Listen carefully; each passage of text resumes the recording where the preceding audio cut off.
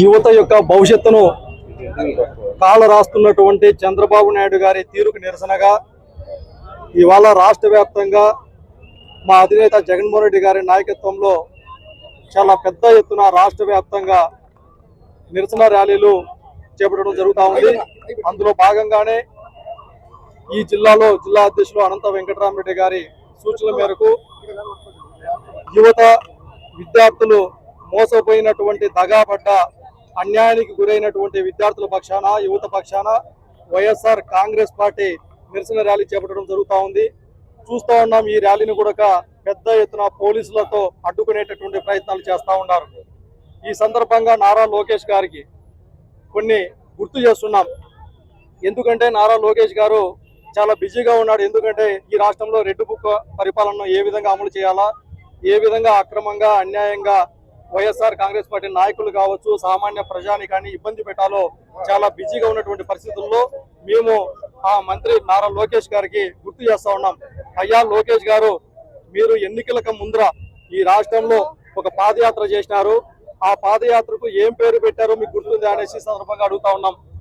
మీరు పెట్టినటువంటి పేరు యువగలం.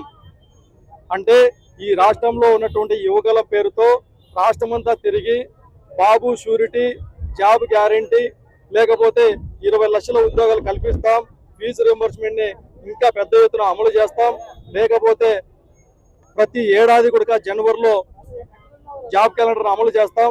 ఈ విధంగా యువతకు ఎన్నో హామీలు ఇచ్చి అధికారంలోకి వచ్చిన తర్వాత మీ మోసపూరితమైనటువంటి హామీలతో మోసపోయినటువంటి విద్యార్థులు యువత రోడ్లెక్కితే నిక్కి మూలిగి కేవలం 16,000 ఉద్యోగాలతో మెగా డిఎస్సిని చెప్పుకొని ఆ మెగా డిఎస్సిని కూడా దగా డిఎస్సిగా ఇవాళ రాష్ట్ర వ్యాప్తంగా చేసినటువంటి పరిస్థితి.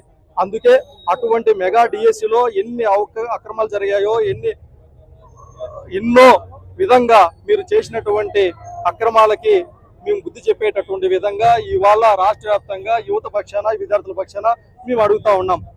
మీరు కేంద్రంలో రాష్ట్రంలో మేమే ఉన్నాం, మాది డబుల్ ఇంజిన్ సర్కార్ అనేసి మాట్లాడితే చంద్రబాబు నాయుడు గారు అంటారు. అవును, మేము కూడా ఒప్పుకుంటున్నాం, మీది డబుల్ ఇంజిన్ సర్కారే, కేంద్రంలో ఉండేది మీరే, రాష్ట్రంలో ఉండేది మీరే అయినప్పటికీ మరి ఈ రాష్ట్రంలో జరిగినటువంటి కేంద్రంలో ఏ విధంగా అయితే నీటి పరీక్షకు సంబంధించినటువంటిది అక్రమాలకి నైతిక బాధ్యత వహిస్తూ అక్కడ జంజి యువత పోరాటానికి దిగి వచ్చి కేంద్ర ప్రభుత్వం వెంటనే వారి యొక్క ఆందోళనను, వారి యొక్క ఆవేదనను అర్థం చేసుకొని ఇవాళ కేంద్రంలో ఉన్నటువంటి మంత్రి గారు రాజీనామా చేస్తే మరి ఇక్కడ ఈ రాష్ట్రంలో మీరు ఎందుకు రాజీనామా చేయకుండా, సిబిఐ ఎంక్వైరీ వేయకుండా, నిరుద్యోగుల పక్షాన్ని నిలబడకుండా ఎందుకు ఈ విధంగా నిరుద్యోగులను లేదంటే విద్యార్థులను మోసం చేస్తున్నారనేసి అడుగుతా ఉన్నాం. అందుకే తిరగబడతా ఉన్నటువంటి ఈ విద్యార్థులు కావచ్చు, యువత పక్షాన మీరు మరొక అడుగు ముందుకు వేయకముందే మీరు రాజీనామా చేయడంతో పాటు ఈ రాష్ట్రంలో ఎప్పుడూ లేనటువంటి విధంగా అరాచకమైనటువంటి అంటే ఈ రాష్ట్ర ప్రభుత్వానికి జవాబుదారీతనం లేదు, పారదర్శక లేదు, బాధితుల పక్షాన అడిగితే సమాధానం చెప్పే ఓపిక లేదు. మీకున్నదంతా ఒకటే ప్రచార ఆర్భాటాలు, లేకపోతే ఈ రాష్ట్రంలో డైవర్షన్ పాలిటిక్స్ చేసుకుంటూ కాలం గడపటం. అందుకే సూటిగా విద్యార్థుల పక్షాన యువత పక్షాన మేము ఈ సందర్భంగా అడుగుతా ఉన్నాం. వెంటనే డిఎస్సిలో జరిగినటువంటి అక్రమాలతో పాటు మీరు ఇచ్చినటువంటి ప్రతి ఒక్క హామీని కూడా నిరుద్యోగ వృత్తి ఇస్తామన్నారు, ఇవ్వలేదు. అదే విధంగా లక్షలాది ఉద్యోగాలు కల్పిస్తామన్నారు, లేదు. దాదాపు ఫీజు రియంబర్స్మెంట్, వసతి దీవెన, లేదంటే విద్యా దీవెనతో పాటు 10,000 కోట్లకు పైగా బకాయిలు ఉన్నారు, అవి కూడా ఇంతవరకు మంజూరు చేయలేదు. అందుకే ఇప్పటికే కాలయాపన చేస్తా ఉన్నారు. ఇప్పటికైనా విద్యార్థుల పక్షాన లేదంటే యువత పక్షాన దిగి వచ్చి మీరు హామీలు అమలు చేయకపోతే పెద్ద ఎత్తున వైఎస్ఆర్ కాంగ్రెస్ పార్టీ జగన్మోహన్ రెడ్డి గారి నాయకత్వంలో మరొకసారి మీ ఇల్లు ముట్టడించక ముందే మీరు యువతకు విద్యార్థులకు న్యాయం చేయాలనేసి సందర్భంగా డిమాండ్ చేస్తాం.